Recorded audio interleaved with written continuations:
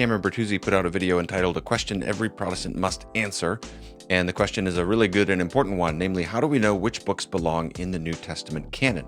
This video is not a refutation of anything that he said, just a brief and friendly proposal of an answer. I'm a Protestant. It's a good question. Here's an answer. I've done some work on this, and Cameron's a friend of mine, but I watch a video like this, I start thinking about it. I want to put something out there, hoping it's helpful.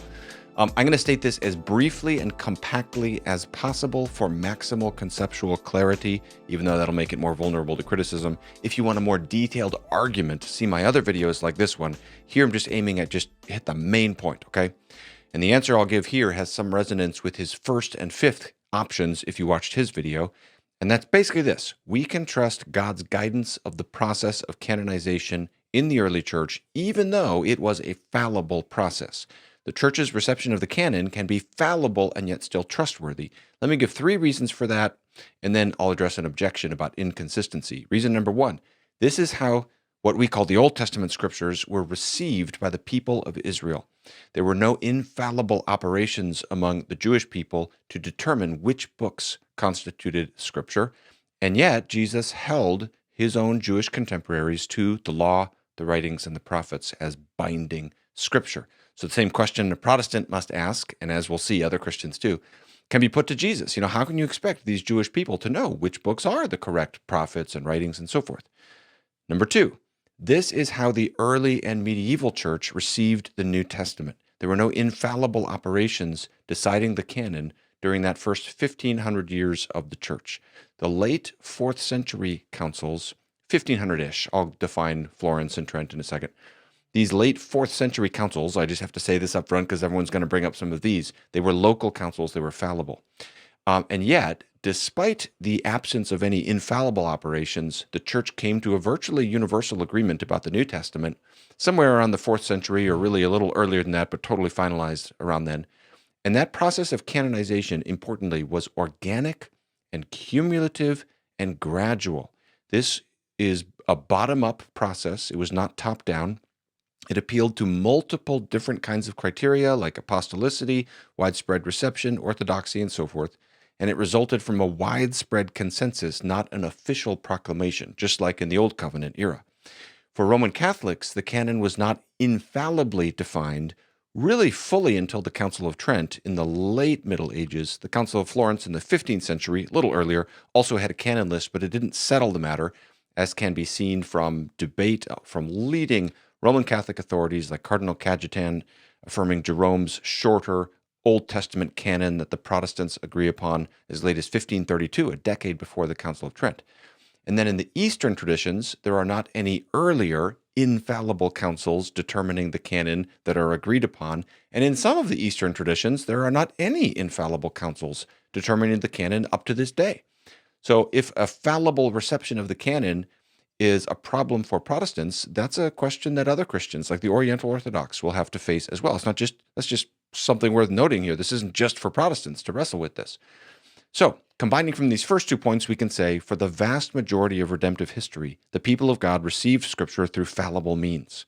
That didn't mean for them that the canon was not functional or trustworthy. Third argument, all Christians today should recognize that fallible processes can still be trustworthy. Because if we widen our focus from the scripture specifically to infallible teaching more generally, all Christians have this same basic dynamic of a fallible appropriation of infallible teaching.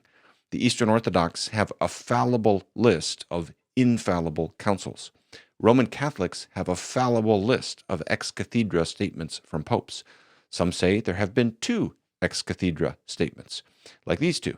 Others would add on more, like these 5, which are added on by some Roman Catholic historians, and others have a way huger list, including even things like canonizing a saint being an infallible act. So this is not a criticism. It's just an observation that there's comparable disagreements. If you go from the scripture and you just widen it out to infallible teaching as such, you have the exact same dynamic. Every single Christian church has this issue of fallibly receiving the infallible and therefore disagreeing on exactly where the edges of that lie. And it's not a criticism, it's a recognition of this. This is just a human phenomenon. This is just what it means to be a creature. We're not infallible. And that doesn't mean we can't trust in God's guidance. Other examples. How do you know that Christianity is true? How do you know for sure that Christianity is the true religion?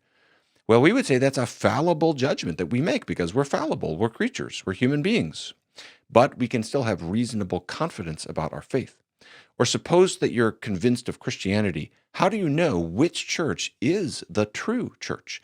Maybe you're trying to decide between the Roman Catholic Church and the Eastern Orthodox. That gets really nuanced. You have to work through issues like the filioque and the papacy and other topics. You have to prayerfully consider using your fallible judgment. So the point is that if a fallible process can be trustworthy, we can trust the church's recognition of the 27 books of the New Testament canon, which are universally agreed upon by all major Christian groups alive today. But let's conclude with an objection. Isn't it inconsistent if you accept the early church's New Testament canon, but don't accept other deliverances from the early church? For example, I'll have people bring this up with my arguments against certain aspects of Mariology, like the bodily assumption of Mary. People will say, look, you reject the bodily assumption of Mary because it's from the 4th century, you say, but you accept the canon of Scripture, and it's from the 4th century, so how is that not inconsistent? But the process of canonization begins right away. In the New Testament itself, we have Peter calling Paul's writings Scripture, and Paul referencing the Gospel of Luke as Scripture. And then from right out of the gate, from the earliest of times, certain books are consistently called Scripture and cited and wielded as Scripture. The process begins right away and is functional, and it's just concluding in the 4th century. And it's not at all surprising that it would take some time to discern which books are in and which books are out. With Mary's assumption, we don't find it entering into the church in any sort of clear or widespread way until at least the 4th century. Most scholars say late 5th century, after the Council of Chalcedon in 450. See this video if you want the fuller case for that. Simple point here, but I hammer it home for the comments to people who keep bringing these things up. There is a difference between something starting in the 4th century or later and something ending in the 4th century or later. Furthermore, Mary's assumption is an alleged historical event. It's not an idea or a process of discernment that can sort of develop. So it's really surprising that you'd have a historical event transpire. Mary is assumed to heaven. The apostles witnessed this, according to most of the traditions. There it happens. And then there's zero attestation of that historical event for around 400 years, except maybe a little earlier than that in some Gnostic contexts, like the Book of Mary's Repose. That's really surprising. If she actually was assumed to heaven, it's really surprising that you'd have that long gap. But there's nothing surprising about the process of canonization starting and then just rumbling on for a bit. So those are apples and oranges. Very different kinds of things and different timelines. So my point is we need to reject any sort of all or nothing posture about church history.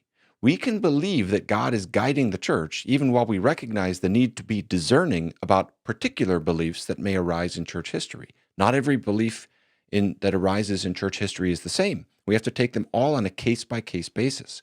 And there's nothing inconsistent with accepting the church's process of canonization while also retaining discernment about other doctrines that may be true or may be false or may be partly true and partly false. Once again, that would put us in a very similar position to the people of God throughout the Old Covenant.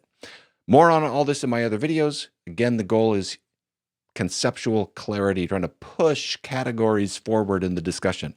So summarizing, a fallible canonization process can still be trustworthy because that's how it always happened throughout the Old Covenant.